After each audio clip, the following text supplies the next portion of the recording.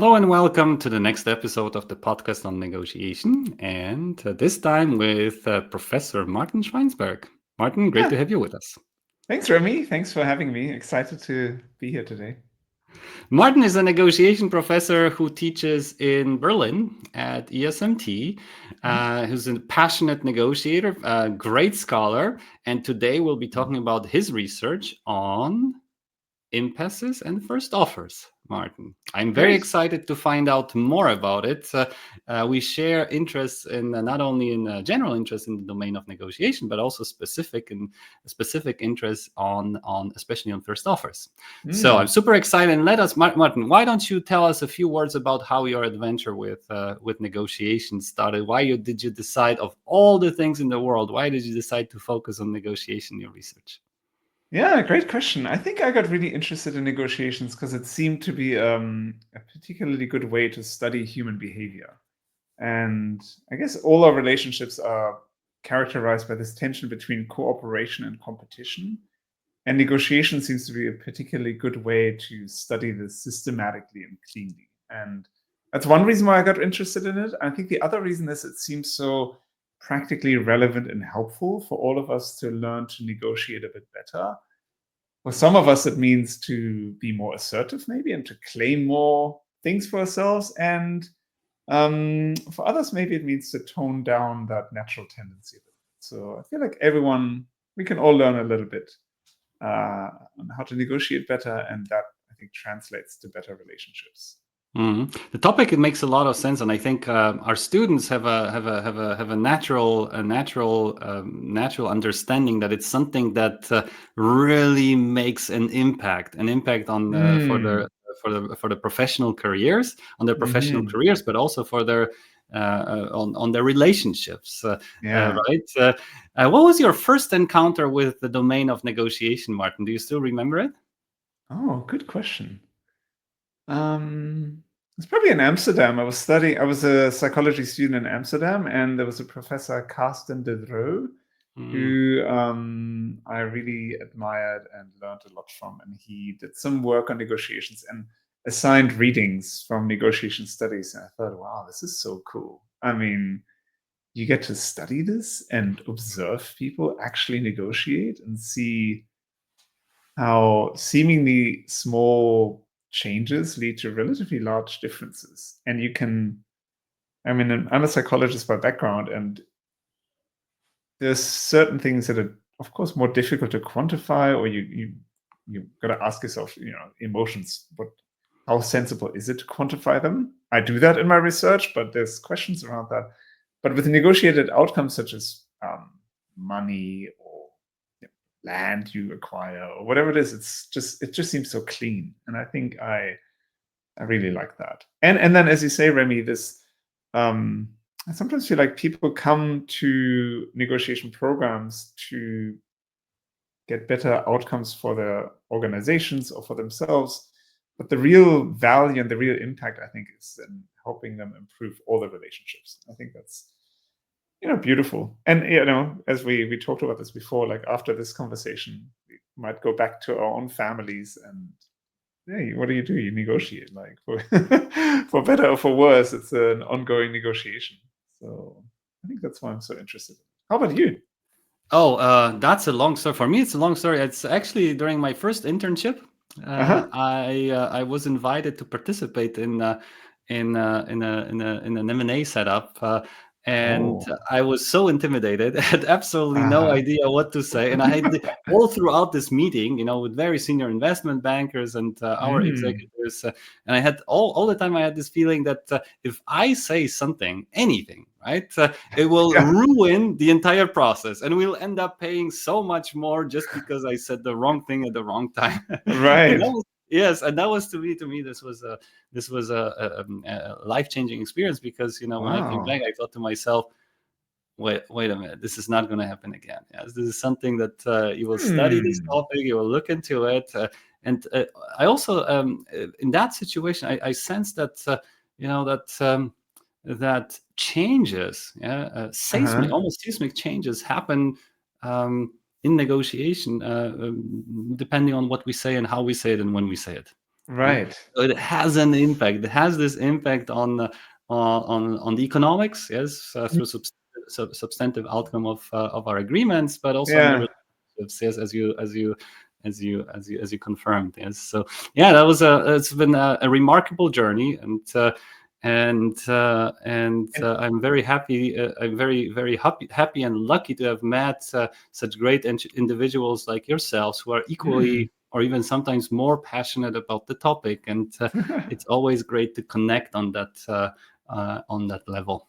True. What would you, just out of interest, what would you advise your younger self now that you have all this experience? And if you would, you meet yourself from back then, now with all this experience as a negotiation scholar and professor and advisor, what would you advise someone who Wow. feels like you did whatever 10, 20, 30 years ago, whenever that was?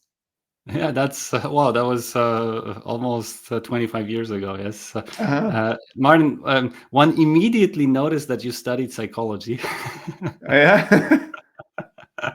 So let me think how I answer. This is not an easy Oh, question. Not an easy question, but I think what I would tell myself is that give yourself time. With time and hard work, expertise will come. Yes, and I think at that moment I wanted everything to happen really fast, immediately, right? And there are right. certain things in life which require time, and I think this understanding comes with age, I guess, or maybe with experience. I don't know, but looking back, I would tell myself things are gonna be great. Trust the process. Give yourself some time, and you will enjoy the outcomes. I think that's Yeah. something along those lines. It's kind of interesting as well, I think, because I mean, as we just said, I think you do, and I mean, there's research showing that kids from a fairly young age are able to recognize this exchange of resources Yes, as something that you can influence, and I mean, we all know that they negotiate very early well, on, very well. very well, very well, but then somehow. When we enter other social situations, such as these maybe more formal professional settings, we feel like we negotiate for the first time. It's kind of interesting, no? It is. It is. The context changes, but let's say the activity itself is just the same. Let's say age independently and also time independently. So this is the way I think primitive or let's say Stone Age societies negotiated within their smaller groups. True. Obviously, using different communication modes, but exchange is as old as mankind. Right. As long as we live in smaller, larger communities, there have been exchanges between them or within them. Yes, and I think these exchanges usually take place in the form of some sort of a negotiation, right? Right. I mean, as long as these are, how do I say it, violence-free exchanges, right? Yeah. Right. Right. Right. Yes, exactly. And I think the processes it's themselves have not changed that much. What changed significantly, especially in the last 4 or 5 decades, is our understanding on what matters, on what doesn't, on the methods, tools, tactics, strategies. Yeah. And I think we now, after all these years, I think now we have a significantly better understanding of what works and what doesn't, how to measure performance, what impacts the performance, what doesn't, than we had before. Yeah, I Yeah. think That's this true. is And a lot has changed in the last years. true. And I think that is probably why. I think one major reason why it seemed to like this negotiation research seemed to provide a glimpse into a black box that Yes. seems so consequential for many outcomes. And I think I do agree that we made a lot of progress, but I also oftentimes feel like we're potentially at this brink of something much more exciting. Even it sounds a little bit like um, it sounds a little bit like um, we get snapshots with the current setup of negotiation studies, but maybe what's coming up is going to be much more intense and extensive. But we'll see. Absolutely. When two professors meet, Joseph, you have to, or Joseph, you have to excuse us. But because when two passionate professors meet who have a lot of interest in their own topics, there is a risk that we might diverge towards in the directions that are unexpected. So yes, let's come back to the topic of our exchange. And Martin, let's tackle it. Let's tackle it with your, I'd say, a seminal, very well-known study of 26 million of eBay transactions, and where you looked at the first offers and their impact on the outcomes and the impasses. Well, the impasses are the outcomes. Can you tell us a little bit more about the setup of this study first? Sure. So this is a study done with Hannes Petrovsky and David Loschelder, both from Leuphana University in Lüneburg. And we leveraged a data set that was provided by professors from Berkeley. One of them, I think, was at eBay for quite some time. And he, I guess, as an exchange for spending time at eBay, he was able to collect this data and then shared it openly with anyone, really. You can download it and analyze it for whatever research purposes you have. And when Hannes, David, and I first met, we recognized that in the negotiations literature, people are typically advised to make the first offer and make it aggressive, because that helps you, in many situations, leverage the anchoring effect to your advantage, such that when buyers make the first offer, final outcomes seem to be low, and when sellers make the first offer, final outcomes seem to be relatively high. But the question that always eluded us was a little bit, so you should make it aggressive, but what is aggressive and when is it too aggressive?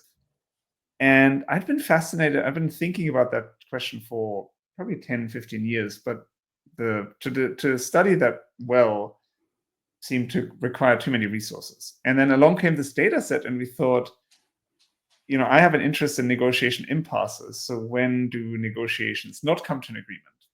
And David and Hannes particularly also have an interest in first offers. And we thought, if we join forces and we take this really interesting data set, we might be able to figure out some interesting relationships and things. And now it's the right time to reveal, what did you guys find out?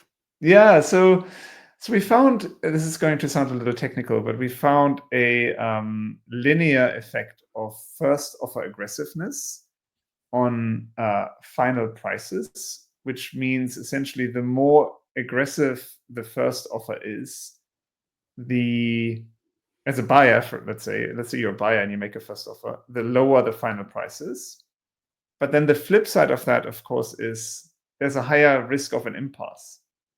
And the relationship between first offer aggressiveness and impasses, so no agreement, seems to be nonlinear. There seem to be like kind of interesting parts where, for example, one thing that we found, which we kind of knew from previous research, but we were still interested to find, is if, let's say I or Remy, you list a bicycle for 100 euros. And if I offer you close to the price that you're asking for, 100 euros or 99 euros, it seems that you're more likely to walk away from my offer of 99 euros than if I offered you 88 euros.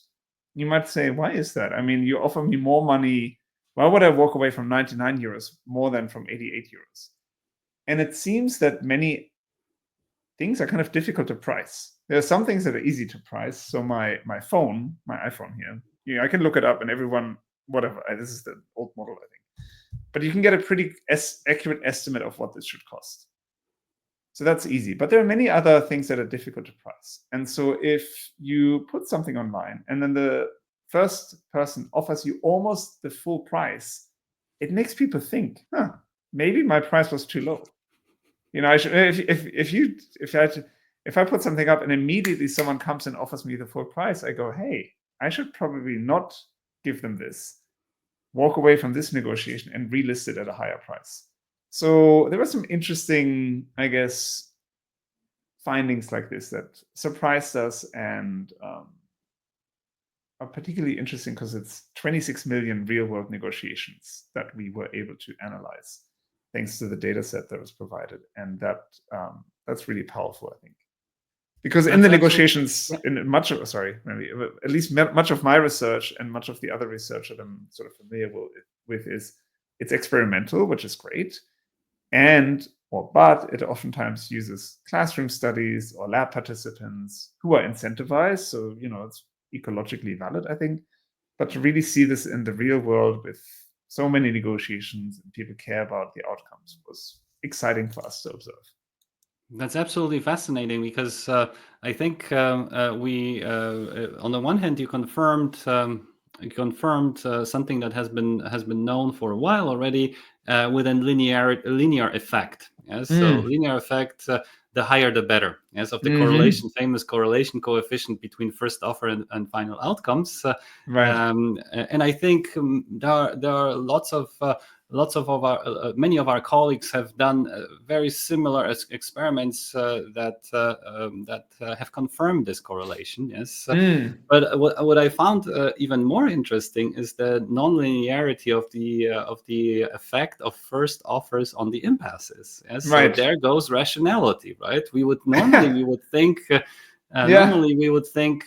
well, the lower the price, the higher the lower the price from a buyer's perspective, the higher the possibility of an impasse, right? But that doesn't seem to be the case. Could you describe roughly the curve, let's say, or the relationship between the first offers and the impasses? You described one end of it. So if we are too close, then let's say potential seller thinks maybe I'm selling it for not enough. Maybe it's worth more than what I'm asking. But are there any other nonlinearities along the way as well? Yeah. So essentially we found would be great to show graphs actually, because it's much easier to show in a graph. But what we maybe we can post it in the. There's one, if people are interested, the paper is freely available, so we can share that. And then I will. And then the other thing I was going to say is also for people who are interested, we put up a website called firstofferadvice.com, and it helps anyone who's interested in leveraging this for their own online marketplace negotiations. So you can essentially say, I want to buy one of 30 different product categories, a table, a bicycle, whatever it is that you're buying on eBay or Kleinanzeigen, as it's now called in Germany. You can put that in. You can indicate how much it's currently listed for, so how much does the seller want to have. And you can also say, how sensitive are you to walking away with no deal? And then the website will give you advice on what your first offer maybe should be based on the 26 million negotiations that we had in that data set. So that's something people might find helpful. And they also show you the curves, actually. So if you go there, you can see the curves, and you can see them for the different product categories, because they differ a little bit. If I know exactly that my phone is worth 200 euros and you offer me 150, I know that's not going to be enough. But as you said, many things are kind of difficult to price. And so it depends on a number of things we found. One of them is the kind of product you're buying and how much that is a commodity, something that's easy to price, versus something that's a little more difficult to price. And then for many of the people watching, some of us sell products, many people sell services, and services are also kind of oftentimes difficult to price, giving a lot of leverage and leeway to negotiators, but yeah. That's amazing. So Martin, could you repeat the URL of your website, please? Yes, it's called firstofferadvice.com. Firstofferadvice.com. We'll add it in the comments as well to this recording, so that everyone can have a closer look at it and see for themselves the linearity and non-linearity of both factors, outcomes and impasses. Yeah, awesome. Yeah, great. So let's since we tackled impasses, so let's talk a little bit about them. Yes, I know Yeah. that you were interested in that topic. Maybe you still are interested in that Mm. topic for a while, and tell us a little bit more about what they are, and above all, if they are something bad or something that we can maybe Mm. turn to our advantage. But let's start with an overview. What are impasses and how do they occur? Yeah, great. So impasses are what people in the real world, when you and I, Remy, negotiate, we tend to really care about whether we get an agreement or not. But when people like you and me study negotiations, many of us tend to ignore impasses in our research because they're kind of annoying to measure and to study. And so what got me interested into studying impasses was I felt like observing this divergence between what people like me care about and what we as scholars have much to say about.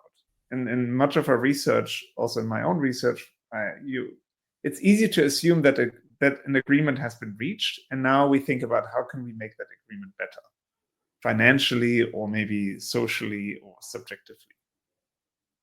But there are many negotiations that don't come to an agreement. And so I thought studying impasses specifically would be worthwhile. So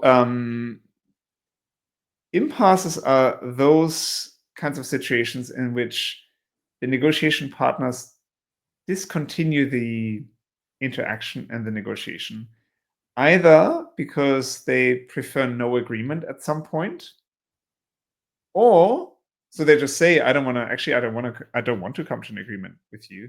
Or maybe more interestingly, we would both benefit from an agreement, but for whatever reason, we can't quite get there. That might be due to communication errors. Maybe we're across different time zones. So Remy, you and we're in the same time zone now. So even simple things like this, right? So scheduling our interview now at nighttime, our time, is easy for us, maybe because my kids are in bed now. But I have other friends and people I talk to. My wife's from Australia, and there's a good friend of mine I talk to regularly now, and it just makes it difficult. So small things like this may lead to no agreement because there's too much friction. Other reasons could be intra-psychological reasons, so certain biases you and I might have, or we all have, that tend to be self-serving. I think I'm a little more generous than I really am, maybe, or a bit more agreeable than I really am, or more modest as well.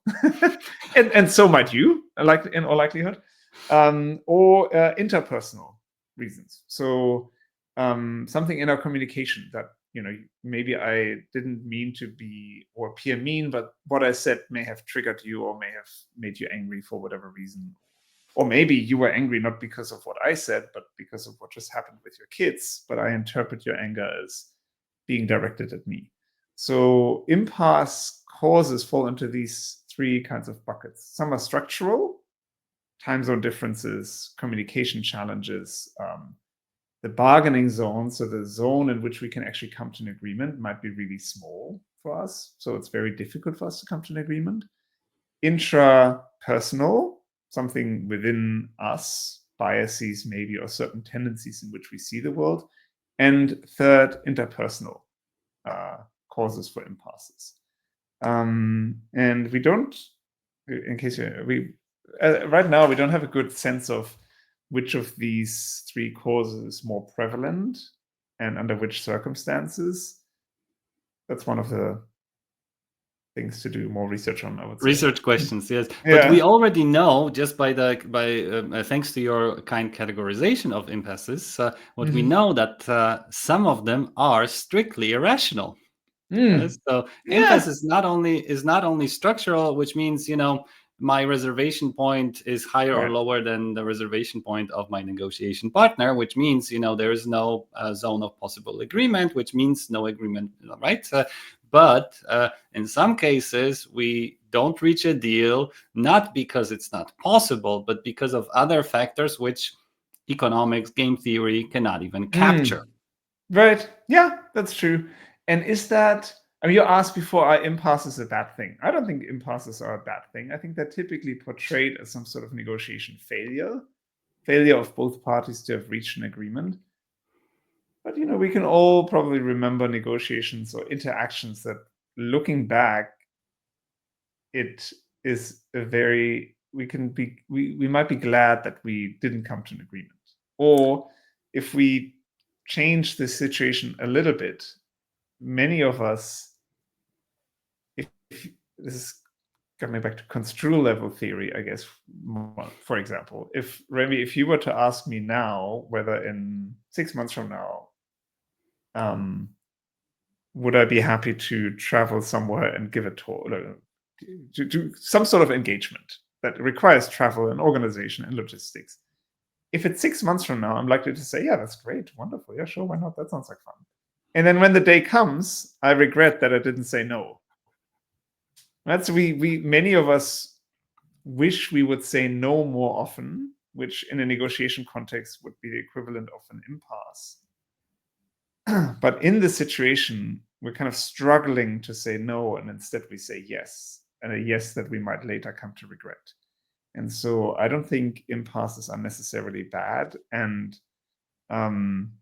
there's another research project and paper I did with Stefan Tau from INSEAD and Madan Pilukla, who's now the Dean of the Indian School of Business, in which we tried to review the entire literature on negotiation impasses. And I think that one major takeaway from that is hopefully to shift our understanding of impasses as something bad.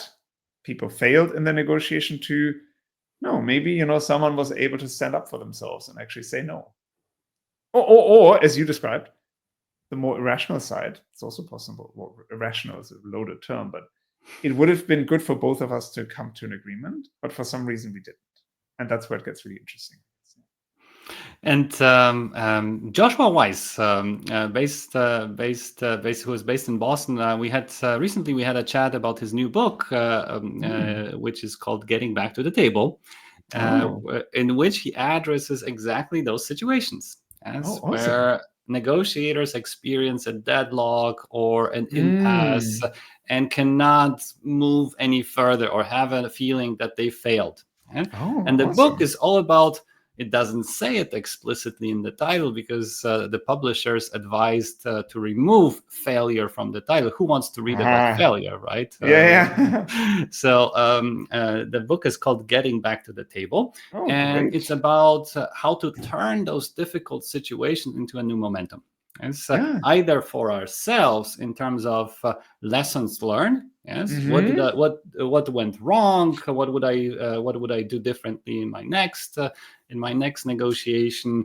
Or how to really get back to the table with our partner? What can we do to somehow reopen the negotiation that has stalled for whatever reason? Yes, a great book, highly recommended. Just came out. Getting back to the table. Getting back to the table. So not only we know now, we know what causes those situations, what are the type of impasses that we can face, but also there's some knowledge and hopefully also soon research on what we could do in order to turn those impasses into either valuable lessons that develop our negotiation skills, or how to use them to change the dynamics of the negotiation and come back or get back to the table. Indeed. So that's great. Perfect. We have a question which concerns the first offers. Let's come back to it because it's an interesting question. Tom actually, it's not a question, it's a remark. Tom says, whether to make the first offer or not is simply a matter of information. The more you have, the more often you should be making the first offer, and the less often. I think this is this comes from one of the recommendations that can be found in The Mind and the Heart of the Negotiator. It's written by Lee Thompson. It's one of the it's a piece of advice that she's making while discussing value claiming strategies in distributive negotiation. And What is your take on it, Martin? Do you have? I could once we talk about your intuition, your opinion, your advice. I could maybe add a little bit from the project that we conducted great. together with our students later on. So, Martin, Yeah, you go first. awesome. Yeah, great. I mean, I think so. I think there's some truth to this. The risk of making the first offer, if you don't know enough, is that you might undershoot, I guess. So maybe I'm selling you something, and I don't. As we said, it's difficult to price things, services, and I might think it's worth 100 euros. So I think, Remy, how about 100 euros? If you might think, oh yes, awesome, what an idiot, 100 euros. Here, Martin, here's the pen, sign immediately. Maybe at that point in time, I might realize, maybe 100 euros was not quite enough. Adam Galinsky from Columbia University has done some work on the sense of how you regret having your first offer accepted, because it makes you realize maybe that wasn't enough. Going back to this example on eBay, if I put something online for 400 euros and the first person offers me 400 euros, I might relist and say, no, it's not 400, it's 450 or 500. So that's one thing that comes to mind. But on the other hand, I think very practically speaking, there's something I can do about this, right? This thinking that it's 100 euros. Maybe it just takes a bit more research. Maybe I should talk to other people. Maybe there's different things I could do to probably get a more accurate sense of the price I should be asking for. And personally, if I had to weigh up that kind of work, I have to do some work and some research, but then I can still make the first offer and benefit from the anchoring effect. Or the alternative seems to be, I hope that the other party makes an overly generous first offer, which is typically unlikely. I would probably prefer to do some research myself, inform myself, and then make the first offer myself.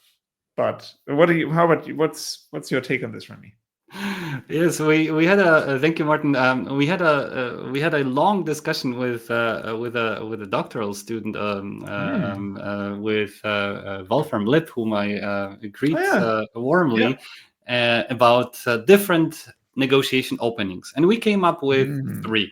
And maybe there are more, but structurally we analyzed 3. So making the first offer, making a counter offer, and the third one we had a closer look at. It was eliciting the first offer by asking, "What's your best offer that you can give me?" Yes. Something that happens extremely often on classified services.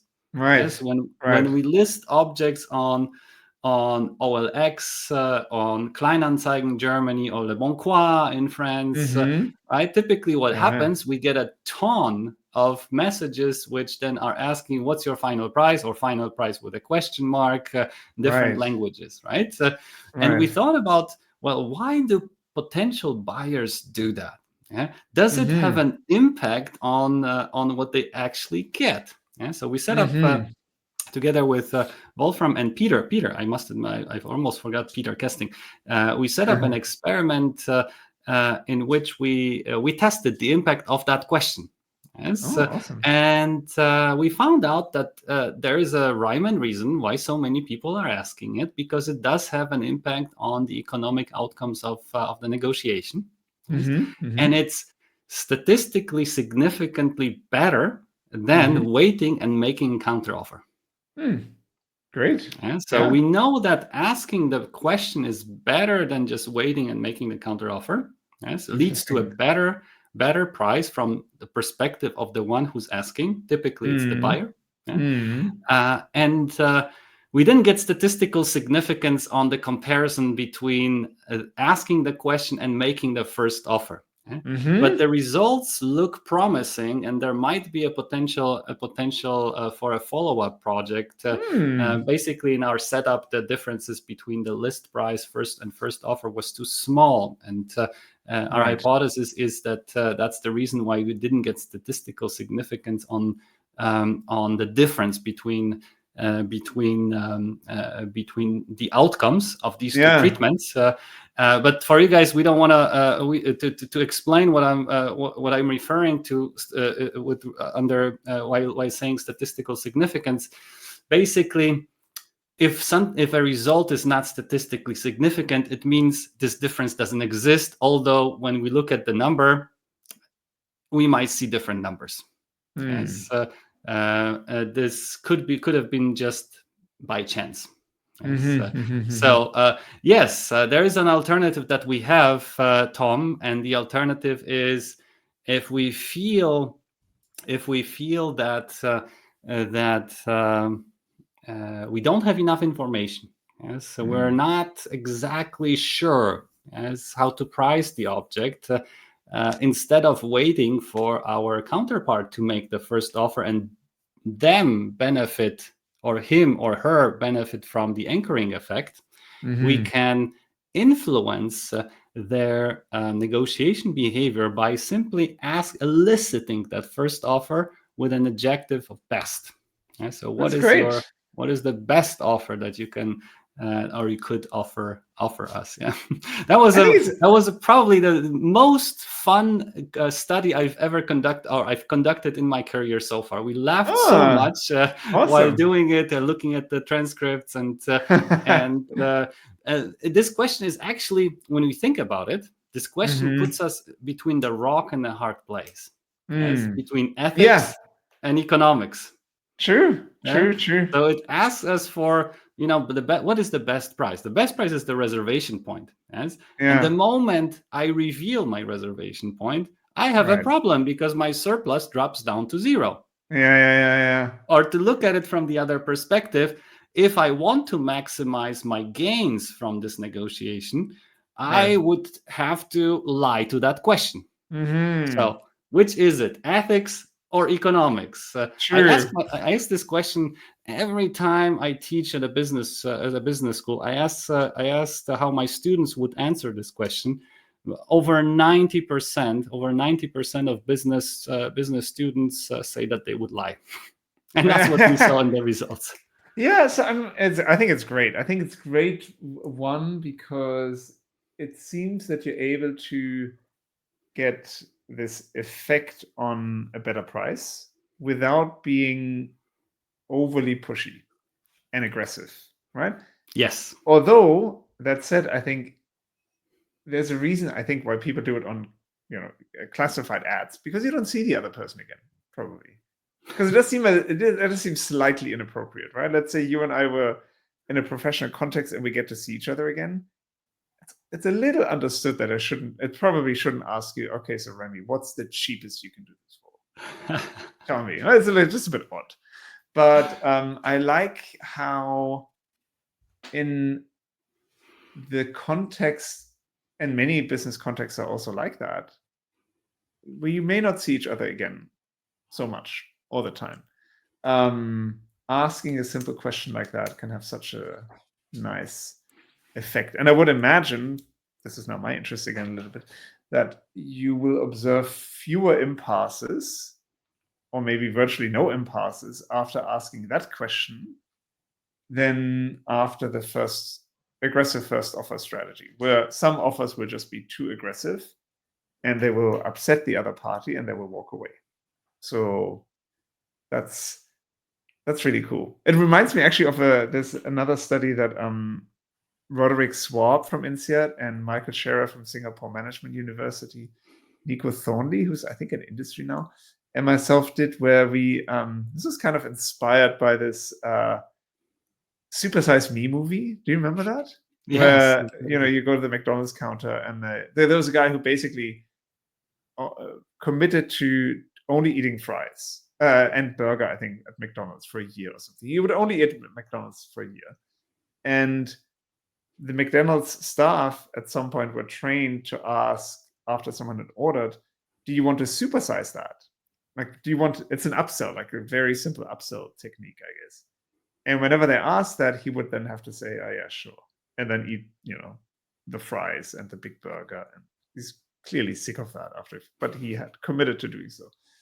Anyways, in this study, sounds a little similar to what you guys did in sort of the principle, at least, behind it. We compared people who made the first offer and to other people who also made the same first offer, and then they added one question, and which is, how does that compare to your best alternative? And so the sort of the result of asking that question seems to be that you can strategically shift the other party's mental focus away from the lofty goals they have, and you kind of take them down to the reality of, oh yes, actually, Remy, if I don't come to an agreement with you, these are my alternatives, and they're maybe not so great. So, Remy, you asked me the question, and you asked me, how does your offer compare to my best alternatives? I say, compared to my best alternatives, this looks pretty good, actually. Maybe it doesn't look great to my goal, but now that you ground me again with both feet on the ground, I think about this a little more favorably. So I really like the study that you guys did, because I think it's a very elegant way of leveraging the sort of the value, getting more for yourself with, I would imagine, almost guaranteeing that you don't have an impasse. Yes. Because it might make the other person feel uncomfortable, but it's up to them how they answer it. Exactly. So it sounds like a good topic for a follow-up study for a joint project. Yeah. Sure, testing the impact of that question on the frequency of impasses. But one of the things, two quick comments. We did check the impact on the relationship of that question. Oh yeah, awesome. Because just like you mentioned, our first reaction was, well, that might come across as pushy, as too how do I say it, too persistent, or right. And we wanted to check whether it has an impact on the relationship measured with the subjective value inventory. For you guys, if you listen to this is a 16 question questionnaire which checks various things. Among them is the impact on the relationship of a negotiation. It's by Jared Curran and his co-authors, and funny enough, it had no impact whatsoever. Neither positive nor negative, which means we were also concerned. We thought this tactic typically comes from environments which were frequented by hardcore utility maximizers, if you know what I mean. Right. Yes? Those hardcore utility maximizers don't care too much about the relationship. So we were sort of concerned whether using that question or asking that question might have an impact on how people perceive us, but in terms of the strength of the relationship between us. And it seems, at least in our data set, it seems not to have any effect, neither negative nor positive. It's just simply not there. Awesome. Very interesting. That's Please go ahead, Martin. I just think that, there's a big push, I guess, in psychological research and organizational behavior research to sort of go on the conversational level, to study the structure of conversations. And I think this is kind of a really neat example of how something small that people may or may not weave into their conversation can have potentially really big effects on the negotiated outcomes. So that's a really cool study. Thank you so much. Yes, there is one more question here which we can tackle in this. Before we answer that question, or we mentioned this question. Let me comment on the analog study, the study that you mentioned that you guys did together by chipping in the question at the end, relating the agreement to the best alternative. That's actually our hypothesis how the best price question works. It invokes the reservation point. Right. You go one level lower, which is exactly nice. It goes even lower, yes, and it gets us scared, yes, that well, the best price I'm willing to do is that, but I am not going to reveal, and typically leads nevertheless to making the first concession. Right. Yes. So what we checked also in this experiment was whether the offer made after having heard the question is different than the first offer intended. Yes. Yeah. Oh, And nice. it is different. Oh, It nice. goes down. So basically what happens in the mind of a seller who hears this question, at least in our experiment, is that it's our hypothesis at least, Yeah. is that in his or her mind, it invokes the reservation point. It creates a feeling of how do I say, anxiety maybe, or at least discomfort, and leads still to the first concession in terms of the offer in response to that question. Yes. So Yeah. yes, very similar effect. It seems that these references to either the alternative or in that case to the reservation point have an impact on our behavior. Yeah. Although let's say do not guarantee us that we get as much as the alternative of the seller or as much as the reservation point of a potential seller or buyer. Yeah. Right. Yeah, it's really interesting. That's cool. We have another question. I see a substantial risk using the question with the wording best offer that I will anchor myself. Yes, exactly. So which means if we don't make the first offer, yes, what is the risk that the offer we elicit, yes, will anchor ourselves? Well, it's an excellent question, Martin. What's your take? And then I'll share mine. Yeah. So the question is, what if I don't make the first offer and someone gives me the first offer? Okay, great. So, I mean, what I actually don't know of research on this, but what I advise students to do and negotiators is, and to some, I mean, when I think we can always prepare more, and typically we don't have much time. So I advise people to focus on three keys to negotiation success. One is to think about what the alternative is. The second is what your minimum is, your reservation price in negotiation terms, I guess. And the third, your aspiration price. What's your goal, kind of? And if you have these three things answered for yourself, you can negotiate based on a sound strategy and not just based on how you feel. And so if you have done that, and the beauty of that is, I think you can do this in 2 minutes as you walk from one meeting to the next, and you know, it's another online meeting, like, where am I even? Oh, yes, it's about this topic. These three keys you can kind of go through pretty quickly. Yes. But when you have them and the other party makes the first offer, it seems that a sensible thing to do is to not completely ignore that they made the first offer, but still continue with the first offer you would have made if you had been able to go first. Now, one needs to do that a little elegantly, because you can't just ignore what has just been said, but, you know, kind of sidestep what has been said, almost like a politician maybe answering a question, and then continuing with what would have been your first offer if you had been able to make it. But it's an excellent question. I actually don't know of research on this question, but what are your thoughts, Remy? You're always asking great, insightful questions. So here we try to measure the difference on the outcome, yes, or the impact of different opening tactics on the negotiated outcome, yes, and that's exactly the question that Josef is asking.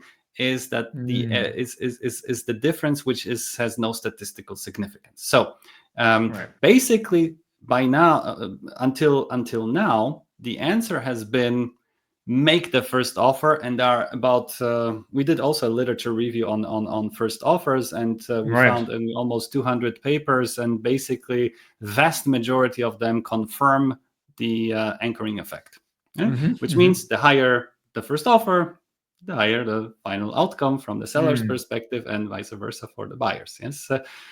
So there is very little ambiguity there. Some, but not much. Very little. Yeah. But we wanted to also find out what are alternatives to making the first offer? And Yeah. then we stumbled upon this tactic from classified services, and we're interested in these three, comparing the effects of the three opening tactics: making the first offer, waiting and making the counter offer, and three, eliciting the first offer with the question. So what we know now is that asking the question is better than waiting and making the counter offer. Okay, but we don't have we didn't get statistical significance on the comparison between making the first offer and benefiting from the anchoring effect, yes, directly, yeah, or replacing making the first offer with the question and eliciting the first offer from our negotiation partner. Number wise, I know it's not perfectly responsible for a scientist to say it. Number-wise, those who asked the question in our experiment got better deals than those who made the first offers. But we didn't get statistical significance on this difference. And what did they make the first?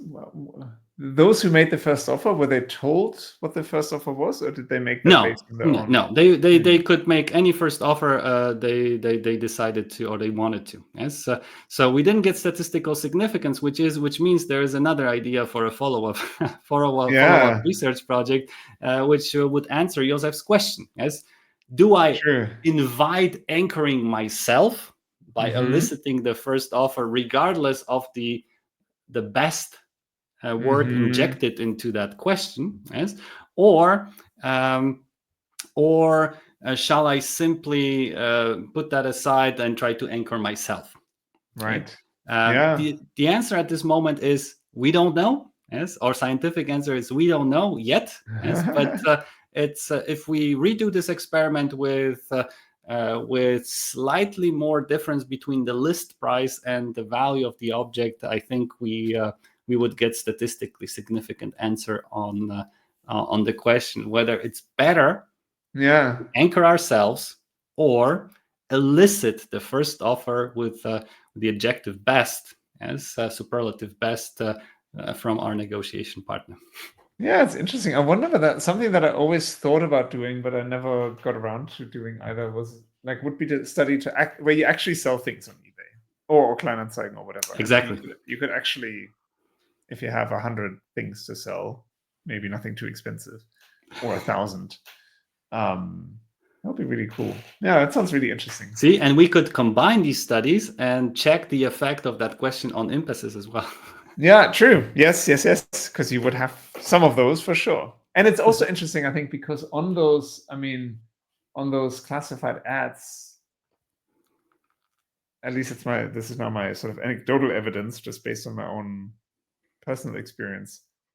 There's a lot of, especially when someone comes to your house to pick something up, there's many interested people I would rather not have close to my place. Because it feels a little odd with the interaction. It doesn't feel quite so there's lots to be studied there. I agree. Yeah. Yes, I call it hardcore utility maximization to use an euphemism, but I completely get the point. So, in addition, Martin, to all these research ideas we've just developed in the last 15 minutes, what are you working on right now? What are your current projects? Oh, I'm still working on. I'm still interested in impasses. I'm very interested in impasses, and I sort of trying to do more research on that.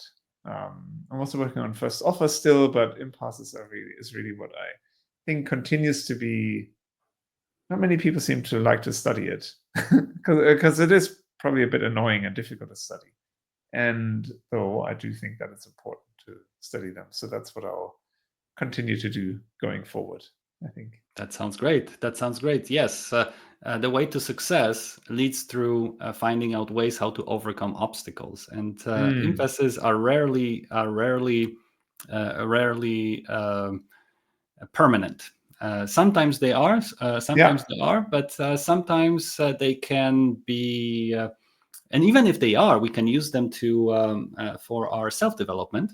Yes, and even if they aren't, we can think about how we get back to the table and finish what we've started. Yeah, or even, I mean, I don't know whether Jonathan Weiss, was it Jonathan? Joshua Weiss, whether Joshua studies this, but I mean, oftentimes negotiations are conceptualized as this sort of one-on-one interaction, which it oftentimes is. But also, if I know that you, Remy, walk away from a deal because let's say you negotiated with my friend Nina, and you walked away from a negotiation with her, and now I'm the next up negotiating with you, I might be a bit more careful. Be like, oh, I know Remy is willing to walk away from this, so I got, maybe I might have to be a bit more willing to compromise and give him more of what he wants. So I think there's also that element that in a marketplace, and for better and for worse, within organizations, if you're known to be uncompromising, that there's positive and negative consequences of that that we also have not studied yet at all systematically. Lots of research ideas. We should have our podcast more often, Martin. Right? Yeah, that's great. Recorded or unrecorded or not recorded, but we definitely should increase the frequency of our interactions. Martin, the last question is always about greatness in negotiation. About greatness in negotiation, is there any individual, any be it historical or contemporary, anyone who has impressed you as a negotiator? Anyone you would say, wow, he or she is or was a great negotiator? Yeah, probably. I mean, I'm not sure she's the greatest negotiator in the world ever, but someone who's really impressed me in many ways, but also as a negotiator, is my mother-in-law. She's Australian, Malaysian-born Chinese, and she visited us in Paris when we have 3 kids. When our first daughter was born, she visited us in Paris, and turns out that she went shopping because she loves to do the groceries, and she helped us when our daughter was born. She got mugged by someone on the street. Very unfortunate, clearly.